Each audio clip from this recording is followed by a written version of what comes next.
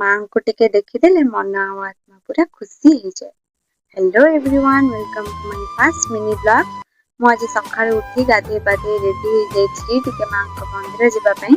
ଯେହେତୁ ଆଜି ମୁଁ ମୋର ଫାର୍ଷ୍ଟ ମିନି ବ୍ଲଗ ବନଉଛି ତ ଭାବିଲି ଟିକେ ମାଙ୍କୁ ଦର୍ଶନ କରିକି ଆଉ ମାଙ୍କ ପାଇଁ ଷ୍ଟାର୍ଟ କରିବି ମୋର ଫାର୍ଷ୍ଟ ମିନି ବ୍ଲଗ।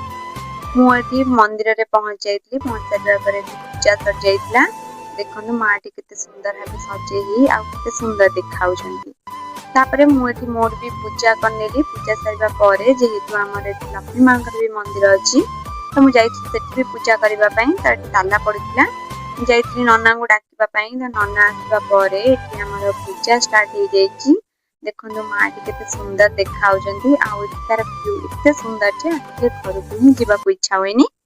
ତ ଆମେ ଦି ଜଣ ଯେହେତୁ ଯାଇଥିଲୁ ତ ଏଠି କିଛି ଭିଡିଓ କରିନେଲୁ, ଫଟୋ ଉଠେଇଲୁ। ତାପରେ ଆମେ ଚାଲିଲୁ ଟିକେ ଶିବ ମନ୍ଦିର। ଏଠି ବି ପୂଜା ସରିଯାଇଥିଲା ତ ଆମେ ମନ୍ଦିର ଦର୍ଶନ କରିକି ଚାଲିଲୁ ଏଠି ଆଇସ୍କ୍ରିମ ଆଉ ଚାଟ୍ ଖାଇବା ପାଇଁ।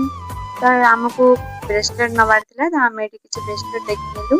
ତାପରେ ଆମକୁ ଏଇ ଦିଟା ହିଁ ବେଶୀ ପସନ୍ଦ ଆସିଥିଲା ତ ତା ଭିତରେ ଆମେ ଗୋଟେ ନେଇକି ଫେରିଲୁ ଘରକୁ। ଏଠି ମୁଁ କିଛି ଖାଇ ନେଇଥିଲି। ଆଜି ଯଦି ମୋର ଭିଡିଓଟି ଭଲ ଲାଗିଥାଏ ଲାଇକ୍ ସେୟାର ସବସ୍କ୍ରାଇବ ନିହାତି କରିବେ। ରହିଲି, ଜୟ ଜଗନ୍ନାଥ।